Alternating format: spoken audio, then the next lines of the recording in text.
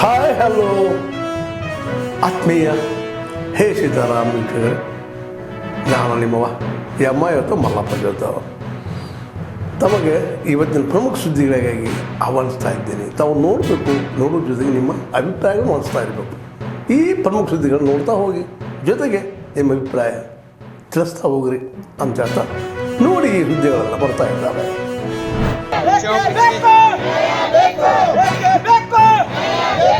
ಎಲ್ಲಿವರೆಗೆ ಹೋರಾಟ,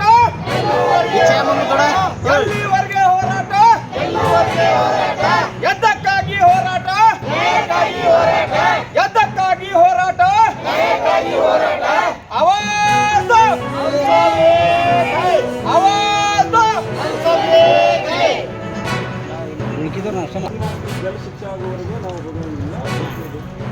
ಬೇಕೇ ಬೇಕು, ಬೇಕೇ ಬೇಕು, ಎಲ್ಲಿವರೆಗೆ ಹೋರಾಟ,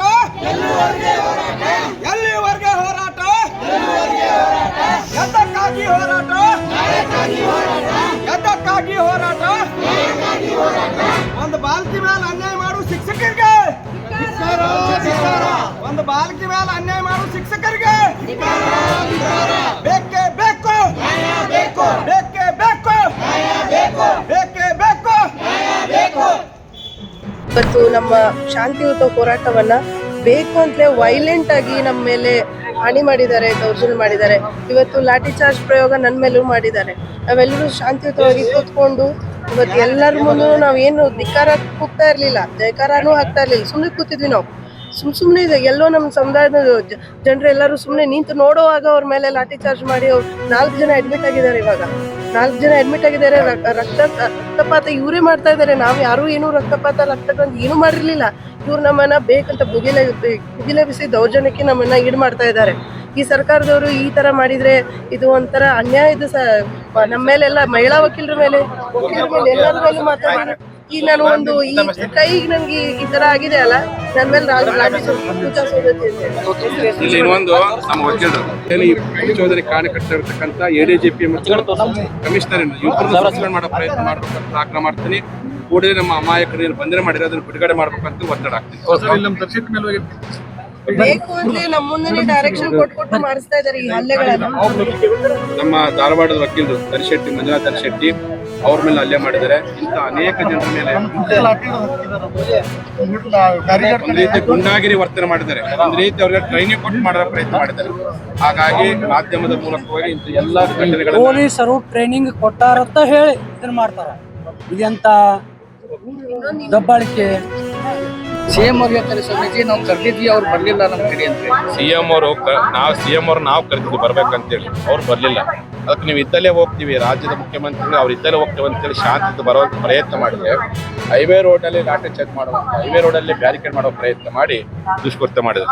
ಅವರು ಕರೆದಿದ್ರಪ್ಪ, ನಾವ್ಯಾಕೆ ಹೋಗ್ತಿದ್ದಿಲ್ಲ, ಕರೆಯುವಂತ ಸೌಜನ್ಯ ಮಾಡಲಿಲ್ಲ. 3 ಜನ ಮಂತ್ರಿಗಳು ಬಂದಿಲ್ಲ, ಅವ್ರ ಸ್ಪೀಚ್ ನೀವು ಕೇಳಿರ್ತಾನೆ.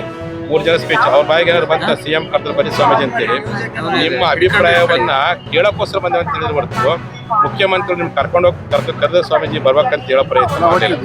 ಹೋಗ್ತಿದ್ವಿ, ಅವ್ರು ಕರೆದಿದ್ರೆ ಒಂದು ಸಚಿವರ ಬಾಯಿಗೆ ಒಂದೇ ಶಬ್ದ ಬಂತ, ಬರ್ಲಿಲ್ಲ. ಅದಕ್ಕೆ ನಾವೇ ಮಾಡಿದ್ವಿ, ನಿಮ್ಮ ಸಿಎಂ ಅವರು ಲಿಂಗಾಯತ ಮೇಲೆ ಗೌರವ ಪಡೋದು ಗೊತ್ತಿತ್ತು.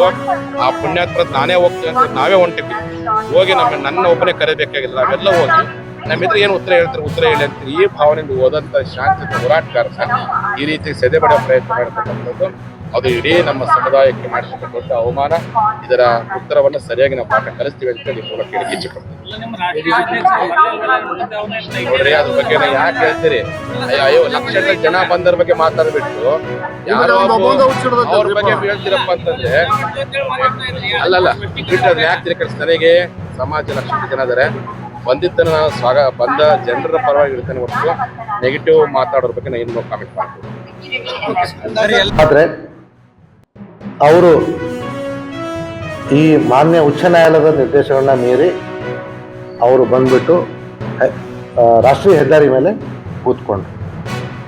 ಅದ್ರ ಜೊತೆಗೆ ಅಷ್ಟಾದರೂ ಕೂಡ ನಾವು ಅವರ ಮನವೊಲಿಸ್ಲಿಕ್ಕೆ ತುಂಬ ಪ್ರಯತ್ನ ಕೂಡ ನಡೆಸ್ತಾ ಇದ್ವಿ. ಅವರು ಕೂಡ ಅವರಿಗೆ ತುಂಬ ಹೇಳಿದ್ರು.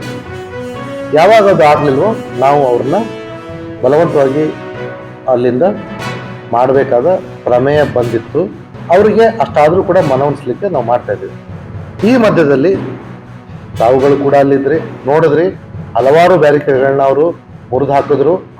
ತದನಂತರ ಅಚಾನಕ್ಕಾಗಿ ಕಲ್ಲು ತೂರಾಟ, ಭಾರಿ ಕಲ್ಲು ತೂರಾಟ ಮತ್ತು ಚಪ್ಪಲಿ ತೂರಾಟ ಶುರುವಾಯಿತು.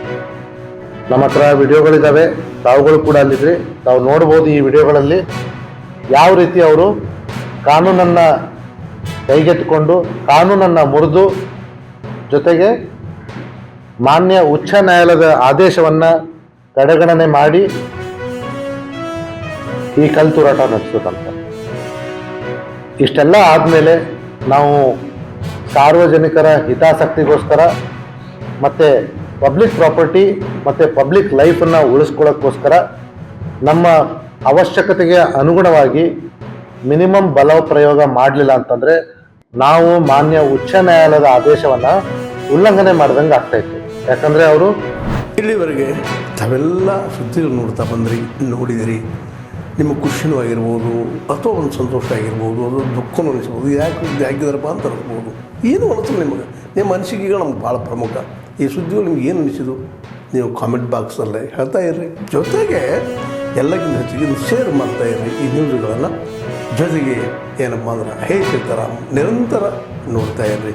ಹೇ ಸೀತಾರಾಮ್ ಸತ್ಯದ ಕೈಗಳೇ ವಂದನೆಗಳು.